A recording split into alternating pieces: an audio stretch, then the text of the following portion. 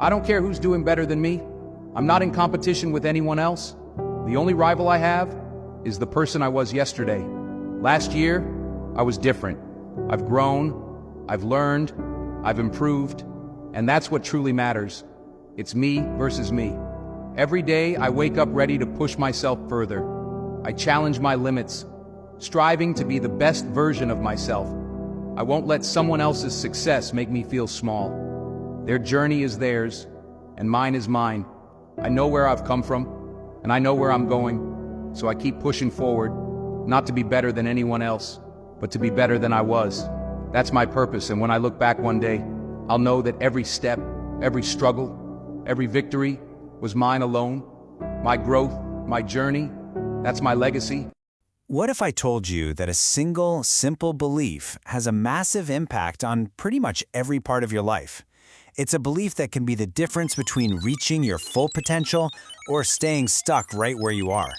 And it all boils down to one question. So I want you to just take a second and really think about this question from the psychologist Carol Dweck. Because your gut reaction, it reveals something fundamental about how you see yourself, a belief that is quietly running the show in the background of your life. You see, this one belief, and a lot of us don't even know we have it, doesn't just influence what you want out of life, it pretty much determines whether you'll get it. In fact, a huge chunk of what we call our personality actually grows right out of this single powerful idea. And here it is. The thing we're talking about is your mindset. It's your core belief about your own abilities. Do you think they're carved in stone? You've either got it or you don't? Or are they more like muscles that you can build up with effort and practice? That right there, that is the crucial difference. Okay, so this one little belief splits us into two camps, creating two very different mindsets. And those two mindsets, well, they create two completely different worlds to live in. Let's break them down. This diagram does a great job of showing the two paths. Think of it as our roadmap. On the left, you've got the fixed mindset, the idea that you're born with a certain amount of intelligence, and that's that. On the right, the growth mindset, where intelligence is something you can develop. So how does this actually play out? Well, the first big difference is how you handle a challenge. If you believe your ability is fixed, every single challenge is a test. And if you fail, you feel like you failed for good. So what do? You play it safe. But with a growth mindset, challenges aren't scary, they're opportunities. They're how you get smarter. In Dweck's research, some kids literally said, "I love a challenge." And then there's effort. Man, the two mindsets could not be more opposite on this. The fixed mindset tells you that having to try hard is kind of pathetic. It means you're not a natural. But the growth mindset, it sees effort as the secret sauce. Effort is the thing that takes your raw talent and turns it into real, actual achievement. So what about when things go wrong? Because they always do, right?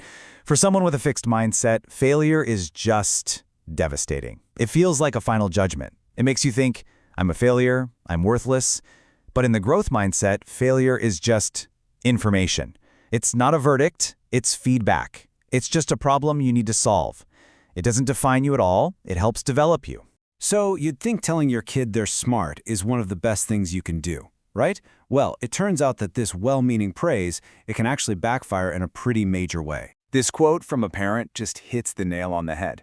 When a child's entire identity gets wrapped up in being smart, they become terrified of doing anything that could possibly threaten that label. So they start avoiding the very things, the challenges, that they need to actually grow. And Dweck's research confirmed this over and over again.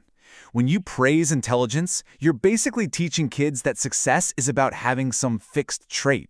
It makes them way less resilient. Their confidence becomes this incredibly fragile thing. Because now, any little mistake, any struggle, well, it must mean they're actually dumb. So what's the answer? It's simple, really. Praise the process. You focus on the things kids can actually control. Their hard work, the strategies they try, their focus, their persistence. When you say something like, wow, you must have worked really hard on that, you're teaching them that success comes from action. And that is the absolute core of a growth mindset. All right, so let's take this out of the lab and into the real world. Because these mindsets, they're not just for school kids. They show up everywhere, from the world of sports to the corporate boardroom. So here we have the tennis icon John McEnroe. This quote, I mean, wow. It's like the textbook definition of a fixed mindset. It's all about success making you fundamentally superior to other people. It's about proving you're the special one, the winner, and they're not. Now, contrast that with Michael Jordan. People called him a living god, a natural talent, but he rejected that. He saw himself as someone who had to struggle and work and grow. He knew his success wasn't because he was just born better, it was because he outworked everyone else. That's a growth mindset. And the legendary test pilot Chuck Yeager just says it perfectly. He totally dismissed this idea of a natural. In his world, greatness wasn't something you were born with, it was something you earned through endless hours of practice and learning. That is the essence of the growth mindset right there. You even see this in the business world, where it's sometimes called the CEO disease.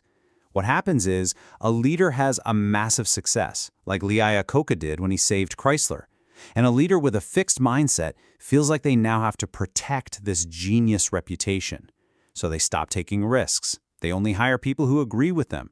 And pretty soon, the company stops growing and starts to slide backward. So, here's the million-dollar question. Are you stuck with the mindset you have? And the good news, the really good news, is absolutely not. You can 100% learn to cultivate a growth mindset. Honestly, the very first step is just awareness. Just knowing that these two mindsets exist is a total game changer. It allows you to start catching yourself in the act. When you feel defensive about feedback or when you shy away from a tough challenge. And here's a super practical 4-step guide. First, just learn to recognize that fixed mindset voice in your head, the one that says, "You can't do this," or "What if you look stupid?" Second, realize you don't have to listen to it. You have a choice. Third, you talk back to that voice with a growth mindset perspective, like, "I can't do this yet," or "This is a great chance to learn something." And finally, number 4, you take the growth mindset action. You step up and you embrace that challenge. And that really brings us to the final thought, which was inspired by the great Billie Jean King. When it all comes down to it, your mindset is a choice about the story of your life. Will it be a story about protecting your ego and wondering what could have been? Or will it be a story about stretching yourself, learning, and giving everything you had for the things that really mattered to you? The choice is yours.